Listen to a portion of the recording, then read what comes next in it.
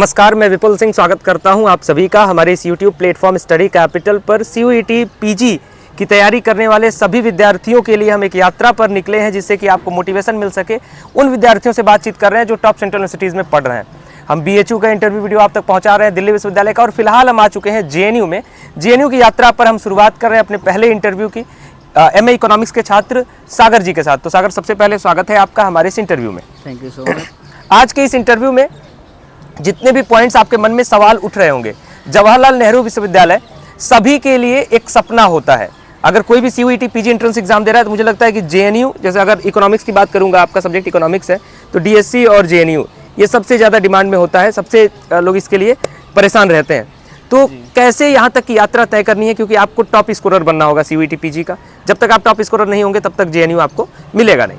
तो इनसे सभी सवाल रखेंगे जो सवाल आपके मन में उठ रहे हैं, तैयारियों से संबंधित इनकी स्ट्रेटजी क्या रही और कैसे इन्होंने की है तैयारी अपनी, इन सारे मुद्दों पर बातचीत करेंगे। इसलिए इस कंप्लीट वीडियो को देखिएगा। वीडियो की शुरुआत करें उससे पहले चैनल पर पहली बार विजिट कर रहे हैं तो चैनल को सब्सक्राइब करिएगा, बेल आइकन प्रेस करिएगा ताकि CUET पीजी की हर प्रकार की अपडेट, सूचना और जानकारी समय पर और सही जानकारी मिल सके। बाकी आप हमारे साथ जुड़े रहिएगा, हमारे ऐप पर, हमारे व्हाट्सएप नंबर के थ्रू, हमारे यूट्यूब पर, जिससे कि आप तैयारी भी बेहतर ढंग से करते रहे और सारी सूचनाएं आपको मिलती रहें। तो सागर, सबसे पहले शुरुआत करते हैं आपके व्यक्तिगत परिचय से। अपना इंट्रोडक्शन दीजिए कि आपका ग्रेजुएशन कहाँ से हुआ, स्कूलिंग कहाँ से हुई और कहाँ से आप बिलोंग करते हैं। My name is Sagar Verma and I have done my bachelor from University of Allahabad and I am from Kannauj, Uttar Pradesh. And last year I joined Jamia but now मुझे इस समय JNU मिल गया तो मैंने JNU join कर लिया है। Okay. तो मैंने पिछली बार भी CUET दिया था और इस बार का भी CUET दिया है, बट पिछली बार के CUET में मुझे इतने अच्छे मार्क्स नहीं मिले थे जिससे मुझे JNU या कोई भी अच्छी यूनिवर्सिटी मिल सके। ओके। सो मैंने इस बार JNU के लिए ट्राई किया था और होपफुली लास्ट कॉल मेरा यहाँ पर सबसे पहला प्रश्न आपके इसी जवाब से बनेगा कि आपने एक साल का ड्रॉप लिया एक तरीके से, भले आप जामिया गए लेकिन CUET पीजी में आपने अच्छा स्कोर नहीं किया।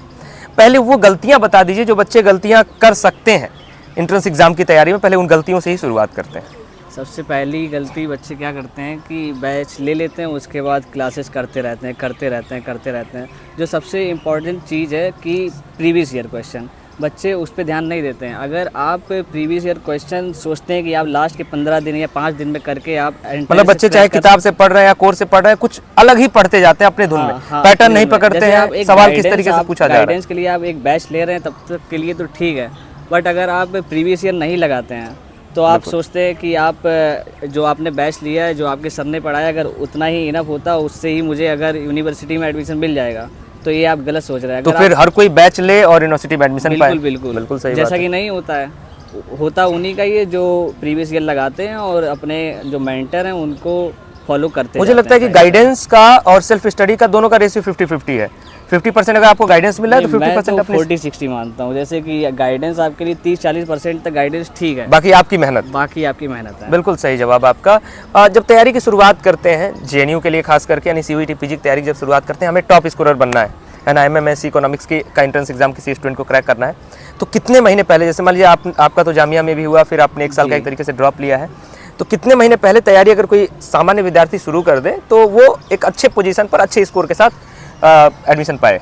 जैसे कि मैं जहाँ तक सोच पाता हूँ, ज़्यादातर बच्चे जो अपने बैचलर या ग्रेजुएशन है उसकी लास्ट ईयर में तैयारी स्टार्ट करते हैं, तो आप अपना ग्रेजुएशन भी देखते जाइए, बट आप जैसे ही अगस्त के महीने में आते हैं तो जुलाई अगस्त से आप अपना प्रिपरेशन ठीक ठाक स्टार्ट कर दीजिए, क्योंकि आपका जो CUET एग्जाम होता है वो मार्च के महीने तरफ होना ही होता है। तो आप जुलाई से नहीं तो अगस्त से आप सही से स्टार्ट कर दीजिए, दिसंबर तक आप जाइए। उसके बाद आप जनवरी फरवरी मार्च में आपका एग्जाम होगा, तो जनवरी फरवरी आप अपने रिवीजन और प्रीवियस ईयर के लिए रखिए। हमने बहुत बारी बच्चों को देखा है, जैसे आपने सुझाव दिया कि जुलाई अगस्त से ही तैयारी अपनी शुरू कर दे। बहुत सारे बच्चे ऐसे होते हैं जब एप्लीकेशन फॉर्म आ जाता है तब वो परेशान होते हैं पढ़ाई के लिए। तो शायद अगर आप बहुत ब्रिलियंट होंगे तो शायद कवर कर सकते हैं, बट अगर आपको टॉप यूनिवर्सिटी पहुंचना है, एकदम कंफर्म चाहिए, तो मेहनत के दम पे मुझे लगता है कि मेहनत के लिए थोड़ा समय भी चाहिए होता है। तो समय से शुरुआत करिए आप लोग तैयारी की।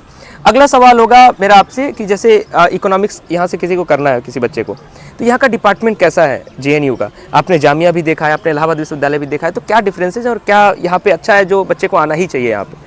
जैसे कि जामिया का भी डिपार्टमेंट शानदार है, बट इतना आगे उसका स्कोप नहीं है। बट आप अगर JNU आते हैं तो JNU में आपके 2 सेंटर हैं, एक आपका स्कूल है SIS और एक आपका SSS है। तो SSS में जो इकोनॉमिक्स पढ़ाई जाती है वहाँ पे थोड़ा मैथमेटिकल कम रहता है और ट्रिपल एस में सीट्स भी ज़्यादा हैं, लगभग 96। तो क्या ये सेम इकोनॉमिक्स के पेपर कोड से एडमिशन दो जगह पे कैसे होता है? हाँ, आप एक ही पेपर देंगे, उसी से आपको दोनों में एडमिशन अच्छा, मिलेगा। काउंसलिंग के कट ऑफ समय के उसमें बेसिस आपको पे। सेलेक्ट करना जी, होगा। किसी की कट ऑफ ज़्यादा जाती है और किसी की कम जाती है। कभी कभी ये होता है कि SIS की ज़्यादा चली जाती है, कभी ये होता है कि what are the benefits and differences?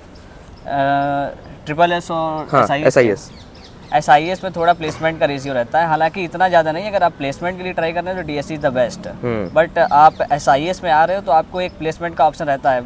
Triple S में भी रहता है पर उतना चांस नहीं रहता है ट्रिपल एस में। ओके, एग्ज़ाम की तैयारी के लिए कौन कौन सी किताबें, चूँकि आपने अगर सेल्फ स्टडी अपना किया है तो उस सेल्फ स्टडी में किन किन किताबों का सहारा आपने लिया जो एक आम विद्यार्थी के पास होनी चाहिए, और उसको पढ़ने की स्ट्रेटजी क्या होनी चाहिए? जैसे कि माइक्रो इकोनॉमिक्स आपको पढ़ना है, आप चाहे हिंदी मीडियम से हो चाहे आप इंग्लिश मीडियम से हो। आप अगर HL आहूजा पढ़ते हो तो वो भी इनफ है, बट लेकिन आपको अगर कुछ एडवांस या आपको अलग हटके करना है तो आप माइक्रो इकोनॉमिक्स में जो मार्केट वाला पोर्शन है वो कुत्सियानी से पढ़ सकते हैं, और जो मैक्रो है वो आप फ्रोएन वगैरह से पढ़ सकते हैं, ब्लैंक चार्ट से पढ़ सकते हैं। Okay. और उसके बाद मैथ्स के लिए आप ब्लूम या AC चियांग, जैसे कि मैंने मैथ्स अपना AC चियांग से पढ़ा था, तो आप मैथ्स के लिए AC चियांग भी पढ़ सकते हैं। अगर आपको और भी एडवांस जाना है तो आप हैमंड भी रेफर कर सकते हैं। इकोनॉमिक्स के बच्चे स्टैट्स को लेकर के जो सिलेबस है आपका, मतलब मैथमेटिकल पोर्शन जो है, उसमें काफ़ी परेशान होते हैं, मतलब सोचते हैं यार कि ये जो है काफ़ी डिफ़िकल्ट है।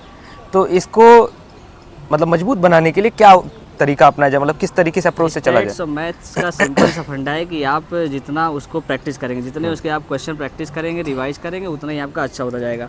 और अगर आप प्रीवियस ईयर पेपर देखें तो मैथ्स और स्टैट्स से इतना नहीं पूछा जा रहा है जितना कि उसे डीपली पूछा जाना चाहिए। एक तो CVT का क्या है कि इन्होंने अपना सिलेबस इतने अच्छे से डिफाइन नहीं किया है, तो बच्चा फंस जाता है कि मैथ्स से कितना आएगा। इन्होंने क्या बस कुछ लिख दिया है, अब उसके अंदर कहाँ तोड़ तोड़ के कहाँ से पूछा जाएगा ये नहीं बताया कहीं। इसलिए आपको सिलेबस में जो दिया गया वो तो आपको पढ़ना ही पड़ेगा। आपका जो मैथ्स और स्टैट्स है उसमें जो सिलेबस में दिया गया वो तो पढ़िए ही पढ़िए, और आप प्रीवियस ईयर या आप कोई बुक ले लीजिए, उससे आप क्वेश्चन प्रैक्टिस करते जाइए। खास तौर से एग्जाम्पल, जैसे इस बार मैंने CVT दिया था तो मैथ्स के 1-2 क्वेश्चन मैंने देखे कि जो मैं AC चियांग आपको बता रहा था उससे 1-2 क्वेश्चन 1-2 एग्जाम्पल उससे आए हुए थे। एंड मेरी कैटेगरी OBC, तो मेरा लास्ट कॉल में इसमें बात करेंगे हम आपके एंट्रेंस एग्जाम की। जब आप बातचीत कर रहे हैं, आपने कहा कि PYQ समझना बहुत जरूरी है। सभी विद्यार्थियों को मैं बता दूं कि PYQ अगर आप नहीं देखेंगे तो सिर्फ आपने सिलेबस देखा या सिर्फ आपने किताबें रख ली तो उससे आपको समझ में नहीं आएगा किस अप्रोच के साथ आप तैयारी करेंगे। जब आपके पास PYQ होता है तो आप समझ पाते हैं कि क्वेश्चन किस अप्रोच से पूछा जा रहा है, ऑप्शंस किस अप्रोच से दे रहे हैं, कहाँ तक क्वेश्चन को लेकर के जा रहे हैं, तो उसके अनुसार आप तैयारी करिए। आपने अभ्यास को लेकर के बातचीत किया, तो मैं एक बार आऊँगा आपके प्रैक्टिस पर भी। उससे पहले रिवीजन, जैसे हम एग्जाम की तैयारी शुरू कर दें, क्या हम लगातार पढ़ते जाएं, रिवीजन को बिल्कुल तवज्जो ना दें, या क्या स्ट्रेटजी थी आपके रिवीजन की? जैसे मेरा पर्सनली तो रिवीजन और क्या नाम PYQ के लिए इतना अच्छा तो नहीं हो पाया, क्योंकि मैं लास्ट ईयर आपको बताया जामिया ज्वाइन कर लिया था। पर्सनली मैं इतना अच्छा नहीं कर पाया, बट लेकिन आपको मैंने बताया कि आप जैसे जुलाई से दिसंबर तक पढ़िए, उसके बाद जनवरी से लेके आप फरवरी तक धीरे धीरे रिवाइज करिए। आप पोर्शन वाइज, आप माइक्रो कभी पढ़ लीजिए, कभी मैक्रो पढ़ लीजिए, और मैथ और स्टेट्स आपको डेली बेसिस पे आपको साइड करते जाना है। फिर मार्च में जब आपका एग्जाम का डेट आ जाए, लास्ट में हो या कभी भी 15 से 30 तक आपका एग्जाम हो, तो आप लास्ट 15 डेज आप एग्ज़ाम की टाइमिंग के हिसाब से, जैसे आपका पेपर अगर 2 से 3 के बीच में होना है तो आप डेली उसी 2 से 3 के बीच बैठ के PYQ लगाइए। 1 घंटे का 90 मिनट का आपका शायद 1.5 आवर का पेपर होता है, तो आप उसी टाइम पीरियड में डेली अभ्यास करिए। ओके, बहुत बढ़िया, आपको डेली बेनिफिट मिलेगा। आखिरी सवाल मेरा होगा आपके इस एंट्रेंस एग्ज़ाम की तैयारी से रिलेटेड, कि जो भी बच्चे तैयारी करते हैं, जब एग्ज़ाम के दिन मान लीजिए बच्चा गया पेपर देने, तो उसको अचानक, अगर वो पहली बार अगर एग्ज़ाम दे रहा है ऑनलाइन एग्ज़ाम, तो उसको टाइम मैनेजमेंट की दिक्कत आती है, एक्यूरेसी अपना चेक नहीं कर पाता है, इन सारी चीज़ों को लेकर के दिक्कत आती है, फिर वो एक नर्वसनेस जो होती है वो बना रहता है, तो उससे क्या होता है, बहुत सारे बच्चों का एग्ज़ाम ख़राब हो जाता है। तो उसके लिए व्यक्ति जो है पहले ही प्रैक्टिस करता है, चाहे वो मॉक टेस्ट से करे या फिर कोई प्रैक्टिस सेट रखा हो वहाँ से करे, अपने एक टाइम फ्रेम को सेट करके जितना एग्जाम में समय मिलता है उसी टाइम फ्रेम में एक पेपर सॉल्व करे। तो इसका कितना लाभ मिलता है और कब करना ये ज़रूरी होता है, और ज़रूरी होता है या नहीं होता है, ये जवाब बच्चों को चाहिए होता है। ज़रूरी, बहुत ज़रूरी होता है। और आप लास्ट 1 महीने में, कम से कम लास्ट 1 महीने आप पूरा इस पर फोकस करिए। आप PYQ लगाइए उसी टाइम पे, जैसा कि मैंने अभी बताया आपको कि 2 से 3 और 2 से 3.5 अगर आपका पेपर है तो उसी टाइम में बैठ के आपको डेली पेपर लगाना है। बिल्कुल, जिससे आपको जब आप एग्जाम हॉल में जाएँ इतना नर्वसनेस फील ना हो। बिल्कुल, प्रैक्टिस मेक्स मैन परफेक्ट। बिल्कुल। तो बहुत सारी बातें आप सभी तक पहुंची। मैं उम्मीद करता हूं कि ये वीडियो आप सभी के लिए हेल्पफुल रहा होगा। सागर, आपका भी बहुत बहुत धन्यवाद हमारे इस इंटरव्यू में जुड़ने के लिए। अगर आपके, हाँ बिल्कुल, आप सभी लोग JNU आइए, आप देख सकते हैं यहाँ का कैंपस कितना अच्छा है। JNU is the best. आपके सीनियर के रूप में ये आपका स्वागत कर रहे हैं MMSC इकोनॉमिक्स के आपके कोर्स में। आप सभी लोग आएँ, JNU पढ़ाई करें और हमारे साथ आप जुड़े रहिएगा, हम आपको हर संभव प्रयास करते रहेंगे, जैसे आपकी मदद हो सके हम करने का पूरा प्रयास करेंगे, अपने यूट्यूब चैनल के माध्यम से, अपने व्हाट्सएप चैनल के माध्यम से, अपने एप्लीकेशन स्टडी कैपिटल के माध्यम से। और वीडियो अगर बेहतर लगा है तो लाइक करिएगा, शेयर करिएगा, अपना फीडबैक कमेंट बॉक्स में रखिएगा, कोई सवाल है वो भी कमेंट बॉक्स में रखिएगा। सागर भी वीडियो को देखेंगे, अगर आपका सवाल कोई इनसे है तो ये जवाब देंगे, मुझसे होगा तो मैं जवाब दूंगा। और चैनल के साथ जुड़े रहेगा, आपके आज की इस यात्रा की शुरुआत से लेकर के आपके अंत काउंसलिंग तक हम लोग आप सभी के साथ जुड़े रहेंगे। फिलहाल इस वीडियो में इतना ही, बहुत बहुत धन्यवाद, नमस्कार। Thank you so much sir.